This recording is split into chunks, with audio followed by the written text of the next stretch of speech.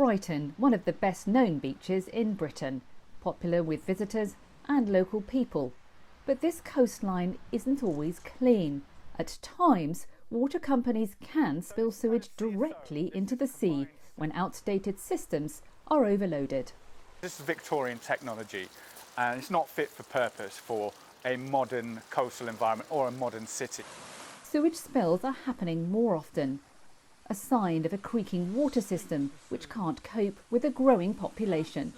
This monitoring app shows the extent of the problem. The entire stretch of coast around Eastbourne is lit up red, and that means that entire coast has sewage warnings. The raw sewage is coming out of pipes like this. That meant some beaches were forced to close this summer to protect public health. But sewage pollution is also damaging the ecology of the sea. Fish ingest microplastics found in sewage, passing tiny particles into other aquatic organisms. And beneath the sea surface along this tranquil coastline, another recent spill. Invisible toxins sink into the sediment of the seabed, potentially causing lasting damage. A pollution alert for this beautiful stretch of coastline has appeared literally overnight. It follows several hours of very heavy rain, and it means effectively that this water is no longer safe enough to swim in. Even treated sewage contains bacteria, chemicals and unknown hazards. And swimmers can be caught unawares when pollutants pour from submerged pipes. Concerns over English seawater quality extend across the Channel to France.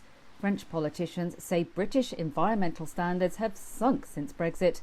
They're calling on the EU to act to protect fish against pollution. The UK government has now set tougher targets for water companies, forcing them to invest more in infrastructure, especially on the coast. But campaigners say it's not enough. We want to see an end to sewage pollution by 2030. We want to see a strong regulator, independent, and legislation that requires by law the water companies to stop sewage pollution by 2030.